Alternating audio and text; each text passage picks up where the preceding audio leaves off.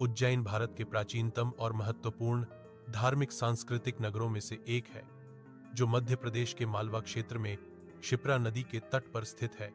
इसे भारत की आध्यात्मिक राजधानी, काल गणना का केंद्र तथा अनेक राजवंशों की राजनीति का प्रमुख स्थल माना जाता है।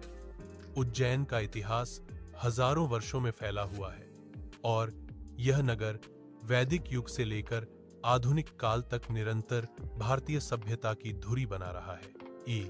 प्राचीन काल में उज्जैन का प्राचीन नाम अवंतिका, उज्जैनी, कुशस्थली आदि रहा है। पुराणों में इसे सप्तपुरियों में एक पवित्र नगरी माना गया है। उज्जैन का उल्लेख वेदों, रामायण, महाभारत, पुराणों और अनेक बौद्ध, जैन ग्रंथों में मिलता है। इसका सबसे पुराना नाम अवंती है, जो महाजनपदों के समय एक अत्यंत शक्तिशाली राज्य था।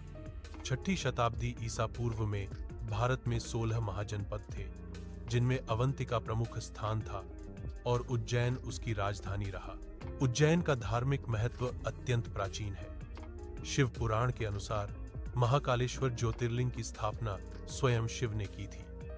यही कारण है कि उज्जैन शिव साधना का वैश्विक केंद्र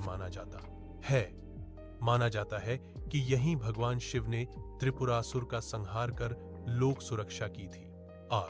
महाभारत काल और उज्जैन। महाभारत के अनुसार उज्जैनी अवंती राज्य की राजधानी थी। राजा विक्रमादित्य और सम्राट यशोधर यहाँ के प्रसिद्ध शासक माने जाते हैं।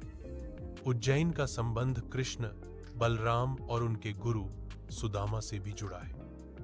शिक्षा प्राप्त करने के दौरान कृष्ण ने उज्जैन में ही अपने गुरु संदीपन शिष्य के आश्रम में अध्ययन किया था।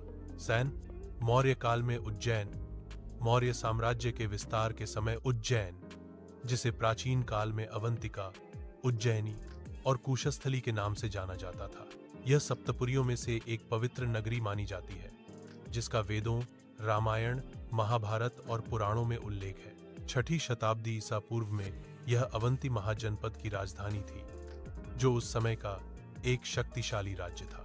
उज्जैन 2311 अक्षांश पर स्थित है, जिसे प्राचीन भारत में 0 अक्षांश माना जाता था। समय की गणना और पंचांग का निर्माण इसी स्थान के आधार पर किया जाता था। राजा जयसिंह द्वितीय ने 18वीं शताब्दी में उज्जैन में जंतर मंतर वेधशाला का पुनर्निर्माण करवाया। उज्जैन का महाकालेश्वर मंदिर विश्व के 12 ज्योतिर्लिंगों में से एक है। यह मंदिर शिव भक्तों के लिए सबसे महत्वपूर्ण तीर्थ स्थलों में से एक माना जाता है। यहाँ प्रतिदिन सुबह भस्म आरती होती है, जो विश्व में अद्वितीय है।